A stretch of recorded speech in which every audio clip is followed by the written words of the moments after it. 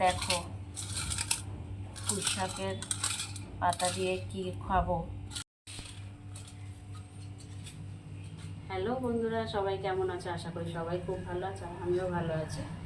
তো আমার পরিবারে আসার জন্য, আমার চ্যানেলে আসার জন্য সবাইকে অনেক অনেক ধন্যবাদ। তো দেখো পুঁই শাক পাতা কতগুলো নিয়ে নিয়েছি, বেছে বেছে সুন্দর সুন্দর কয়েকটা পুঁই শাক পাতা নিয়ে নিয়েছি। নিয়ে এবার এই পুঁই শাক পাতাটাকে এই যে মোটা যে ডানটিটা এটা ফেলে নিচ্ছি।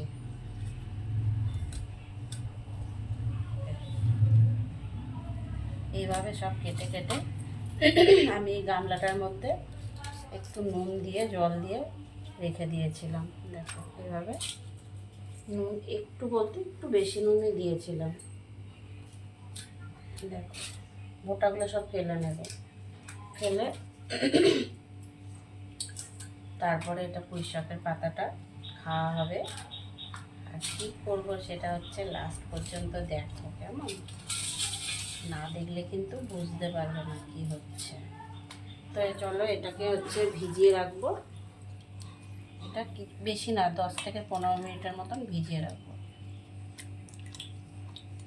খুব সুন্দর একটা পুঁই শাক পাতার এত সুন্দর একটা গন্ধ বেরোয়, আমার তো খুব প্রিয় লাগে, খুব ভালো লাগে পুঁই শাক পাতার গন্ধ।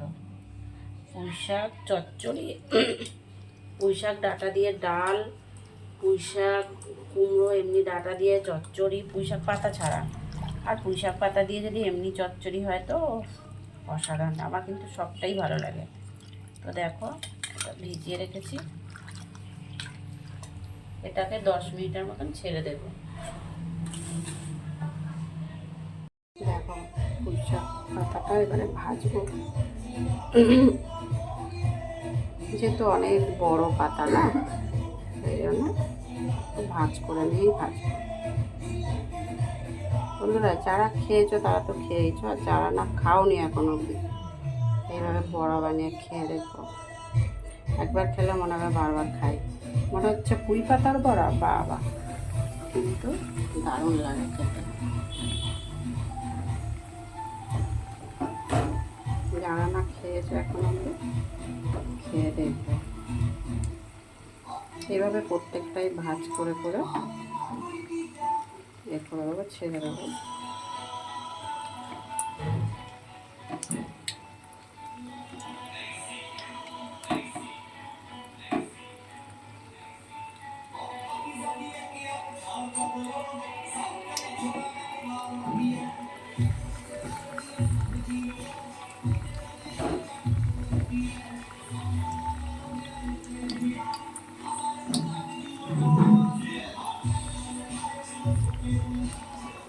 আর এটাতে বেসনটা, এটাতে তুমি ডালের বড়া দিতে পারো।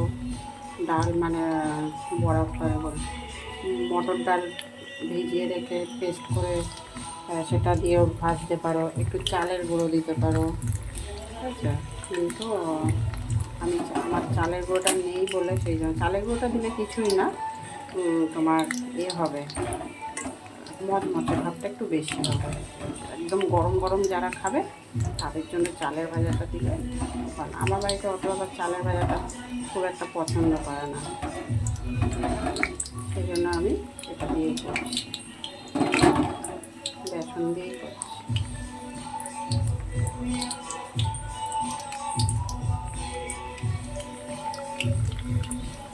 চলো লাল লাল করে গ্যাসটা একদম কম করে দিয়েই ভাজবো। বড়াগুলো লাল লাল করে বেশ মচমচে করে ভেজে নামিয়ে নিয়েছি।